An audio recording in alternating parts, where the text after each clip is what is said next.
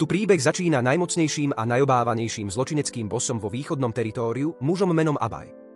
Za jeho povesťou nemilosrdného gangstra, ktorého mnohí rešpektujú, sa v skutočnosti skrýva jemná stránka, ktorú vidí len málo ľudí. Doma sa mení na milujúceho manžela a otca. Každé ráno ho jeho malá dcéra prebúdza veselým smiechom, zatiaľ čo jeho manželka pripravuje raňajky a teplú šálku kávy. Pre Abaja sú takéto jednoduché okamihy chvíľami, keď zabúda na temný svet vonku. Pri jedálenskom stole pochváli chuť manželkinej kávy s úsmevom, vraviac, že každý, kto ju kedy ochutnal, ju vždy chváli. Manželka mu so žartom odpovie, že možno to tí ľudia len hovoria, aby mu polichotili, pretože na jej káve nie je nič výnimočné. To ráno pôsobí teplo, je plné smiechu a šťastia irónia pre tak tvrdého muža, ako je Abaj.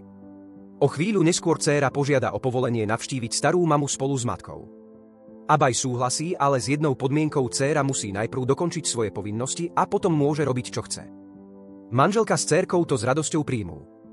Abaj sa pozrie na hodiny a povie, že jeho vodič už čaká vonku a on musí dnes odísť skoro. Po jeho odchode si manželka uvedomí, že si zabudol vziať lieky. Vie, že Abaj trpí bipolárnou poruchou a musí pravidelne užívať tabletky, aby si udržal stabilnú myseľ, no v poslednom období je v tom nedbanlivý. Vonku už je jeho osobný šofér Kane, ktorý čaká pri aute. Obaja nasadnú do auta a vydajú sa mestom, netušiac, že ich z diaľky sleduje policajné auto. Počas jazdy si Kane niečo všimne. Pozrie sa do spätného zrkadla a povie Abajovi, že ich sleduje polícia. Abaj sa opýta, ako to môže vedieť. Kane pokojne odpovie, že ako skúsený vodič vie z cesty spoznať úmysel človeka a toto auto je jednoznačne policajné. Abaj ho vyzve, nech preukáže svoj talent. Kane zošliapne plyn a prudkými manévrami sa mu podarí striasť policajné auto v preplnenej premávke. Keď je situácia jasná, Kane sa spýta, kam idú dnes. Abaj vysvetlí, že idú za mužom menom Franky, aby urovnali dlhodobý problém. V minulosti sa dohodli, že Franky bude mať na starosti južné územie a Abaj východné. No v poslednom čase Franky porušil dohodu a začal sa tlačiť do Abajovej oblasti, čím spôsobil chaos. Abaj to mieni dnes raz a navždy ukončiť. Následne zavolá mužovi menom Richard, známej postave, ktorá spravuje a perie peniaze pre rôzne kriminálne skupiny. Pred niekoľkými týždňami mu Abaj zveril veľkú sumu peňazí. No keď mu zavolá, Richard hovor okamžite odmietne. To Abaja rozúri.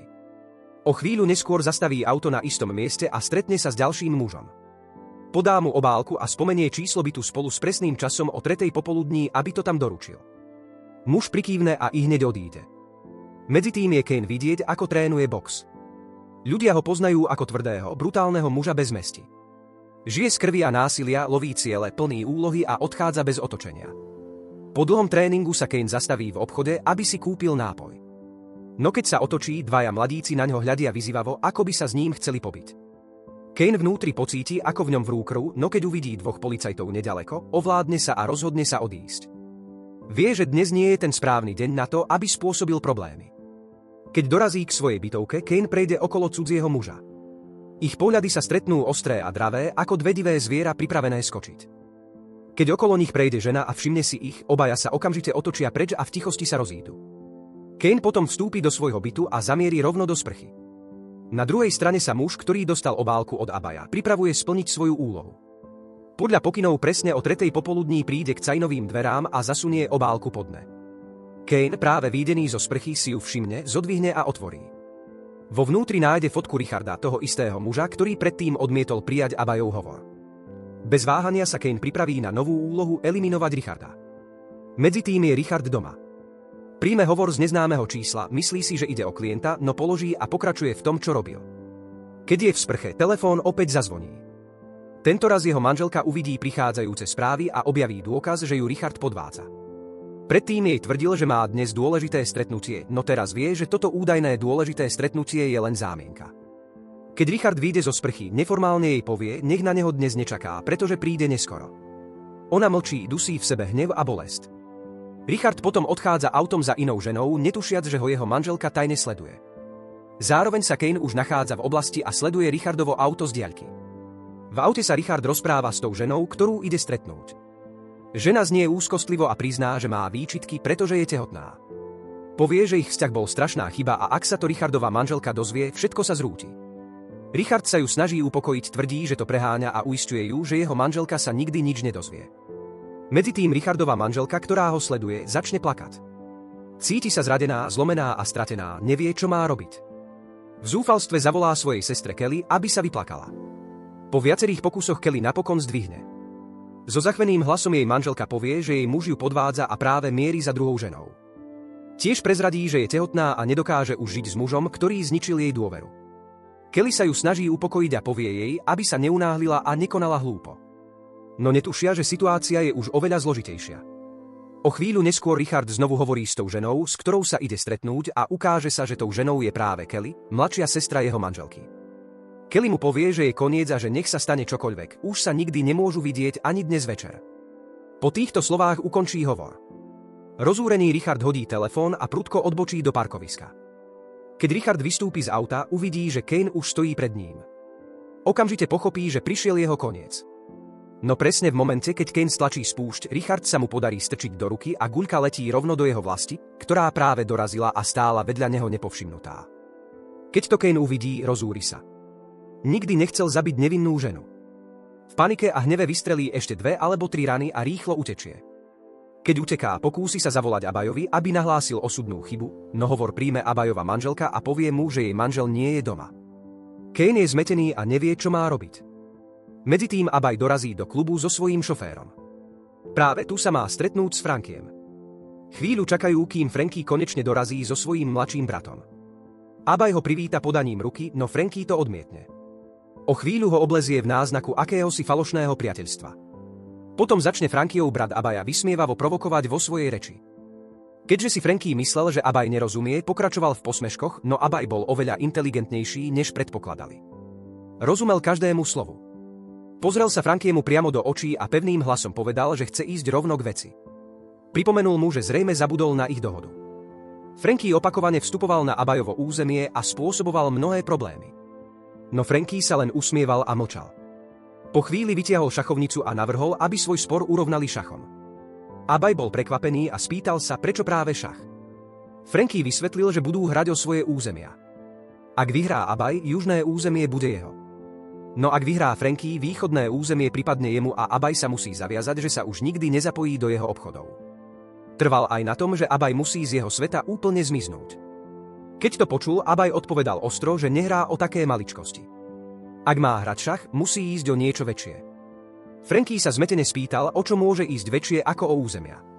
Abaj chladne odpovedal, že ak vyhrá on, zabije Franka a ak vyhrá Franky, potom Franky zabije jeho. Ich životy budú vkladom. Vyzval Franka, aby sa okamžite začalo hrať. Franky sa rozúril. Zakričal, že Abaj je šialený, keď riskuje vlastný život kvôli šachovej hre.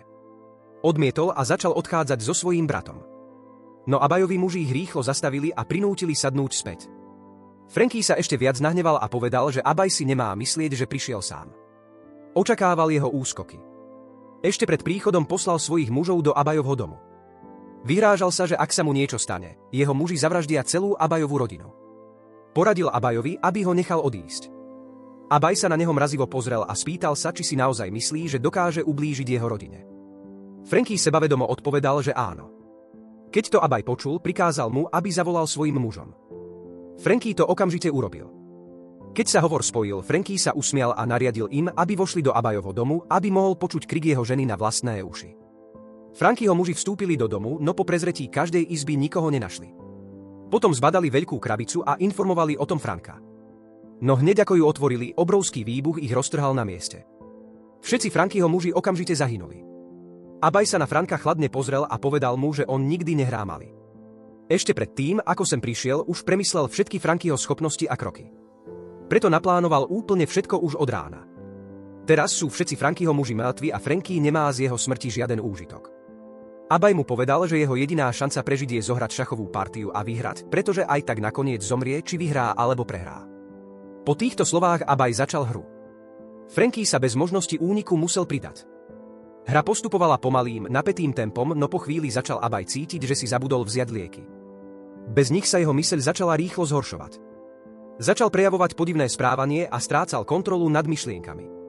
Franky hral v strachu, napätie bolo viditeľné na jeho tvári, pretože vedel, že tento deň je pravdepodobne jeho posledný. Abajova myseľ však čoraz viac slábla. Nedokázal robiť správne rozhodnutia. Jednu po druhej robil zlé ťahy, až napokon pochopil, že hru skutočne prehral. Franky, teraz víťaz, nedokázal uveriť, že naozaj porazil Abaja. Začal sa hlasno smiať a posmievať sa mu. Plný zúrivosti Abaj vytiahol pištoľ a bez zaváhania strelil Frankyho mladšieho brata do hlavy. Potom sa postavil, nadával a kričal na Frankyho a začal urážať aj ostatných okolo. Všetci prítomní sa vystrašili, uvedomujúc si, že muž pred nimi už nie je ten Abaj, ktorého poznali, ale niekto úplne iný. Jeho správanie sa úplne zmenilo. Zreval a spýtal sa svojho pravého ruka, koľkých ľudí už zabili. Vystrašený muž v panike odpovedal, že ich bolo veľa, toľko, že už stratil prehľad. Keď to Abaj počul, okamžite ho strelil do krku bez najmenšieho zámeru šetriť ho. No pravdou je, že ja som najväčšie monštrum zo všetkých. Ľudia vonku počuli výstrely a rozúrili sa. Začali vytiahovať zbrane, no Abaj bol rýchlejší a jedného po druhom ich postrieľal bez štipky strachu. Kane, ktorý tam stál, videl všetko. Uvedomil si, že Abajho stav sa úplne vymkol kontrole. Zrazu sa objavila ďalšia postava, vyzerajúca presne ako Kane. V momente jeho príchodu vypukol chaos. Táto druhá verzia Kanea bola oveľa brutálnejšia a násilnejšia, presne ako Kane kedysi býval. Meditým Kane šofér len nehybne stál a bezmocne sledoval. Abaj, alebo skôr Cainová osobnosť, ktorá ho úplne ovládla, namierila pištoľ do Frankyho úst a prinútila ho ospravedlniť sa. No Franky nebol schopný vysloviť ani jediné slovo. Kane stlačil spúšť a zastrelil ho. Teraz zostali už len dvaja. Kane diviak a Kane šofér. Brutálny Kane sa priblížil k šoférovi a prikázal mu zodvihnúť zbraň.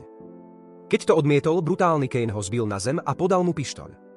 Šofér Kane sa postavil so zbraňou v ruke, zatiaľ čo brutálny Kane povedal, že napočíta do 3 a potom musí vystreliť. Ak nie, brutálny Kane zastrelí jeho. Šofér bol stále viac napätý a vystrašený. A práve vtedy sa pravda konečne odhalila. Brutálny Kane bol v skutočnosti sám Abaj. Abaj trpel disociatívnou poruchou identity. V bežnom živote pôsobil pokojne, no keď potreboval zabíjať, ovládla jeho telosadistická osobnosť Kane. Takto žil roky. Vo svojej mysli si myslel, že Kane žije v tom byte. No v skutočnosti boli Abaj a Kane jedna a tá istá osoba.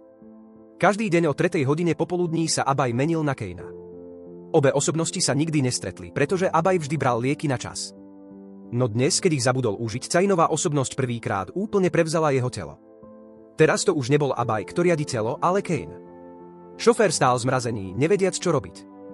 Pracoval pre Abaja veľmi dlho, no v posledných dňoch začal tušiť, že jeho šéf je úplne mimo kontroly a schopný všetkého, dokonca aj zabitia bez zaváhania. Teraz Abaj, alebo Kane, namieril pištoľ na vlastného šoféra. Šofér si uvedomil, že ak nevystrelí prvý, Abaj zastrelí jeho. Keď Abaj začal počítať do 3, šofér stlačil spúšť a guľka prenikla rovno Abajovi do hlavy. Spadol na zem. Kane šofér s hlbokým výdychom úľavy pustil ruku so zbraňou. A tým sa tento príbeh končí.